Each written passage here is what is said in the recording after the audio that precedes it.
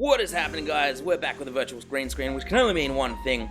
It is time for Late to the Party, the one and only review show where we review games from this current gen that have been out for a while, so you know what to catch up on your backlog, especially before this new console generation comes into play. So let's have at it, guys. Alright, so Bayonetta originally came out 10 years ago. This year has been its 10th anniversary in all the Western nations. In Europe it came out on the 8th of January, in America it came out on the 5th of January, and in Australia it came out on the 7th of January. So, here we go, guys. Wait. Okay, before that, I have to let you guys know, I'm reviewing the Nintendo Switch version. That's the version that I own, but if you happen to own the Xbox One or the PS4 version, or you've gotten it on Steam recently, everything that I'm about to say applies, except for one thing about pricing and the Nintendo costumes. But apart from that, like, it's all exactly the same, so carry on.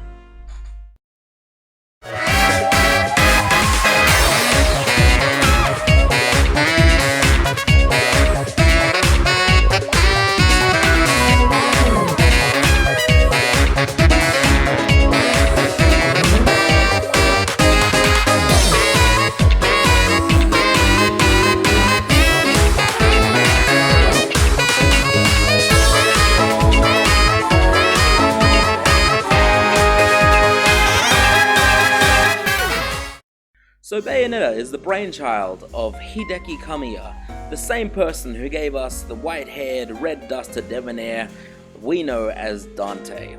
So when you look at Bayonetta, it's easy to look at the character herself and see something that's been designed overly sexually or extremely promiscuous, very confronting. And that in part is on purpose, because when they were trying to develop Bayonetta the character, they were looking for something that would be a quote-unquote powerful woman. So in going through that, they tried to find someone who would, not someone, but they would try to create this character that didn't care about the rest of the world, was completely comfortable in their own skin, and exudes confidence. And that's why we have the Bayonetta we have today. But I'm not here to judge all that. What I am here to judge is how the game is as a game. And as a game, it is frickin' brilliant, man. And before I begin to gush about how good the gameplay looks and feels, I guess I should mention the story. Now, the story, look, this is a beat-em-up game, and there is nothing really to write home about. It is just your standard plot. Main character is amnesiac, and they have to go on a quest to find out about their past, essentially. The twist with this is that Bayonetta has been an amnesiac for over 20 years at this point, and she still knows nothing about her past, and is only just finding clues in the events of this game. So, that's cool. But anyway, I really can't get into more than that without getting into spoilers. So don't even try. Like, I'm not gonna spoil this game. Like I've said before, video games are stories that you need to experience. They're not stories that you need to watch or anything like that. Like, you legitimately, tangibly play through them. The progress that you make through the story is literally the progress that you make by playing the game. So that's why I am not going to spoil.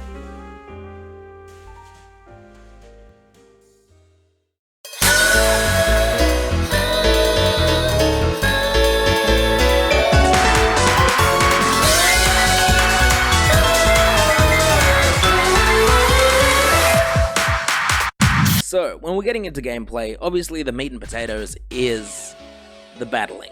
The fighting, that's just how it is in any beat-em-up, modern or old. You know, the fighting is essentially what you stay for. So, apart from the fighting, I'll talk about everything else first, because everything else is kind of shallow, because they've put so much emphasis on what you can do in fighting. So here we go. Just like any other game, you know, you can walk around, you can jump, you can lock onto things, and you have extra transformations which let you, or help you with traversal. So if there's a fast falling floor, You've got a version that lets you transform into a leopard, and then that's like your travel mode. So think like the druids in World of Warcraft like 15 years ago. You know, the travel mode is just, it turns you into a cat and you start running. And there's also Bayonetta can turn into a bird for more platforming challenges, which is really cool. And what's really cool is that bird can actually use summon swords. So you transform into that bird, do your summon sword attack, untransform from the bird, and then suddenly you've got the Virgil summon sword thing from DMC. But the game's not like DMC. Trust me, it is not like DMC. Now that we got all the traversal and everything out in the open, let's seriously get into the battling. So the battling is your meat and potatoes, as I said, or, you know, if you're vegan, I guess it's your veggie patty or your lentils or whatever. Who cares?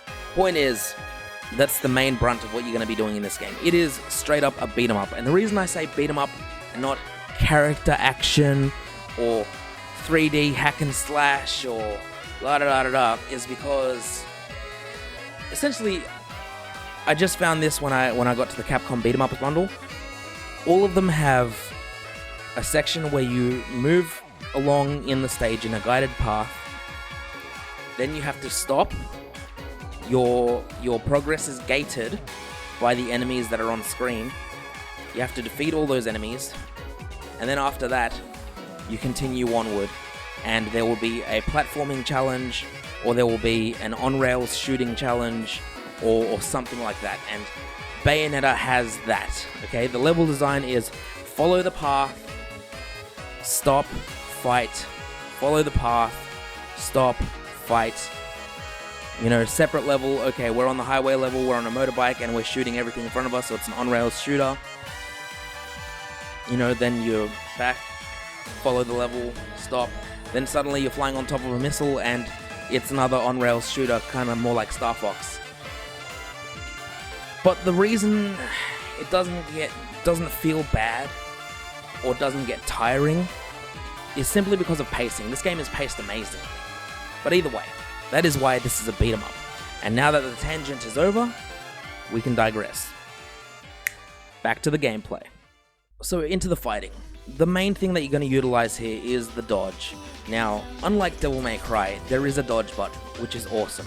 Also, unlike Devil May Cry, there is 3 weapon buttons. So you've got it's going to be on the Switch, it's YXA. On the Xbox controller, it's XYB, and on the PlayStation controller, it's square, triangle, circle. So I'm going to use PlayStation controls just so that people can kind of know. Square is your shoot button, where, like, just like Devil May Cry, you use your guns. The cool thing about this is you can kind of just hold it down, you don't have to keep on tapping it like in Devil May Cry. But the trade-off is it doesn't let you juggle enemies like how you can juggle enemies in Devil May Cry. And I know I'm saying Devil May Cry again. Please don't make it a drinking game. You will die. So, from there we have arm attacks and leg attacks. So, I'm not going to say it's a punch and kick button because each limb has weapons strapped to them. So, you can either have 4 handguns, 4 bazookas, 4 shotguns, pair of ice skates, 1 katana, or a whip. And I think there's another weapon if you finish hard mode, but I had a hard enough time finishing normal mode. Like I say before, like I'm coming at this from casual, guys. You know, please, if you see this, if you get to this point in the video, comment below, not filthy, just casual, please.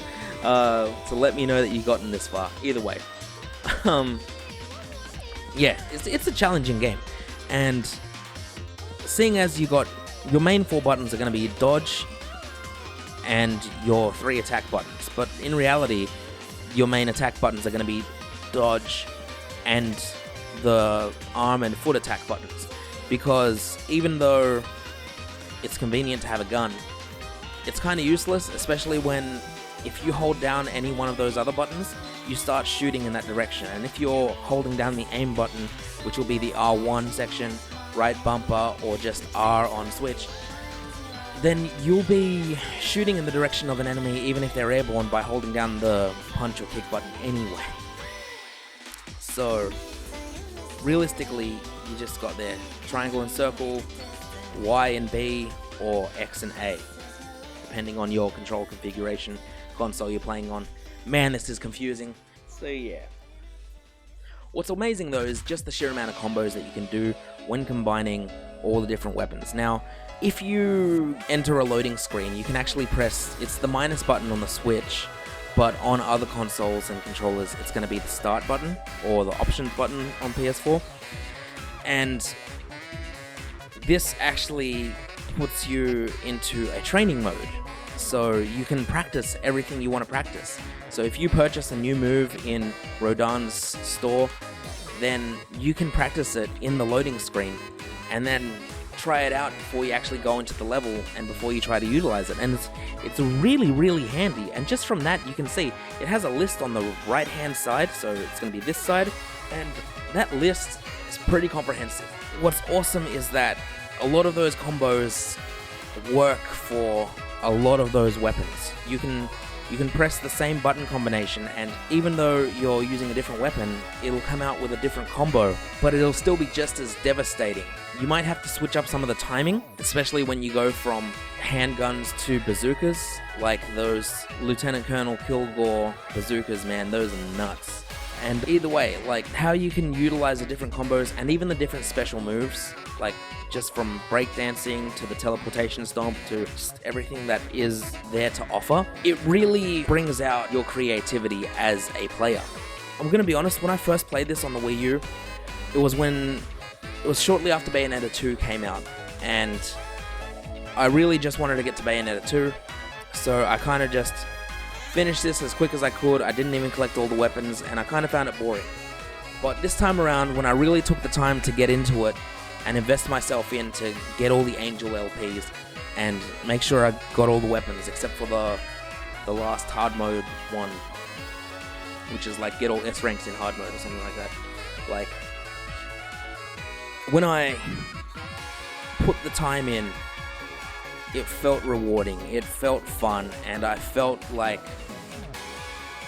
you know, that sensation that you get when you're playing a video game. It's not trying to be anything else apart from a video game, and that is a great thing. I said this in my Astral Chain review, but this is a effing video game, man. And you know, like, some of the people who worked on this game actually went to work on Astral Chain, and it shows. But at the same time, like, this is a different beast entirely. And you could say that that's because of Hideki Kamiya and his vision for it. But whatever, man. I just really like this game. I think you should get it, guys.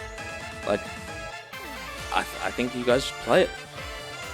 So, I guess, now that I've rambled on, we can head to our rating. Alright, so I could honestly talk your ear off about this game, but I really don't want to do that. What I want to do that is encourage you guys to get this game, encourage you guys to play this game, finish this game, and then go on to tell me what you thought about it. Did you like it? What did you play it on? Did you play it on, you know, Xbox 360, PS3? If you did, I'm sorry. Apparently that game is just cursed on the PS3. But, you know, did you get it on PS4 with the Vanquish Collection? Did you get it on Steam with the Vanquish Collection? Or even the Xbox One? Did you get it on Wii U? Or did you get it on Nintendo Switch? Jeez, this game is everywhere. But either way, let me know, guys, because, you know, I'd really appreciate your feedback on this. But either way, I should stop rambling. I'm giving this game 10 out of 10, would recommend.